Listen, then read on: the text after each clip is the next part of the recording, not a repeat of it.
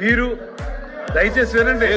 మీరు 2000 రూపాయల పెన్షన్ ని 3000 రూపాయలు పెంచడానికి మీకు 5 సంవత్సరాలు పట్టింది.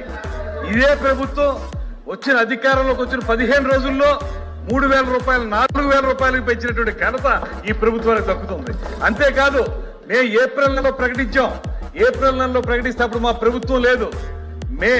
ఏప్రిల్ మే జూన్ 3 నెలలకు కలిపి ఏదైతే ఒక్కొక్క 1000 రూపాయలు ఇవ్వాలో దాన్ని కూడా కలిపి జూలై నెలలో ఇచ్చినటువంటి పెన్షన్లే 7000 రూపాయలు ఇచ్చినటువంటి ఘనత ఈ ప్రభుత్వాన్ని. ధాన్యం కొనుగోలు కేంద్రాల్లో రైతులు ధాన్యం అమ్ముకుంటే వచ్చే నెలలో ఇవ్వాల్సినటువంటి డబ్బులు సంవత్సరమైనా ఇవ్వనటువంటి పరిస్థితి మీరు చేస్తే, ఆ బకాయిలు పెడితే ఆ 1600 కోట్ల రూపాయల బకాయిలు అధికారంలోకి వచ్చిన వెంటనే తీర్చిన ప్రభుత్వం ఈ ప్రభుత్వం అనేటువంటి మాట గుర్తుపెట్టుకోవాలి. ఇప్పుడు మీరు సూపర్ 6 చెప్పారు. ఇవాళ సూపర్ 6 లో ఒక్కొక్కటి తీసుకుంటా ఉన్నాం. మేము కార్యక్రమాలు ఈ ప్రభుత్వం వచ్చి 4 నెలలైంది. మీరు 5 సంవత్సరాల్లో చేయలేని పనుల్ని 4 నెలల కాలంలో మొదలు పెట్టాం. అన్నప్రాసన నాడే ఆవకాయలను తినేస్తానంటే మీరేమి చేయలేకపోయారు తింటామని.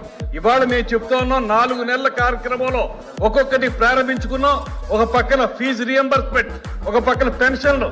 ఎవరైతే మంచానికి అంటి పెట్టుకుపోయి ఉన్నటువంటి దివ్యాంగులు ఉన్నారో వాళ్ళకి మీరు ముష్టి 3000 రూపాయలు ఇచ్చారు. ఇవాళ 15000 రూపాయలు ఇచ్చినటువంటి ఘనత ఈ ప్రభుత్వాన్ని. వారికి మేము అందిస్తా ఉన్నాం. ఎక్కడి నుంచి తీసుకొస్తా ఉన్నాం? మీరు అప్పులు చేసి వెళ్ళిపోతే ఆ అప్పులు తిప్పలు మేము పడుతున్నాం. దాంతో పాటు రైతులను ఒక పక్కన, యువతను మరో పక్కన, నిరుద్యోగులను మరో పక్కన, మీరందరికీ కావాల్సిన దీపం పథకం కార్యక్రమం ఇవన్నీ చూసుకుంటే ఈ ప్రభుత్వాన్ని మెచ్చుకోవాల్సిన ఈ రకంగా మీరు చేయటం కరెక్ట్ కాదనేటువంటి మాట చెప్తా ఉన్నాం.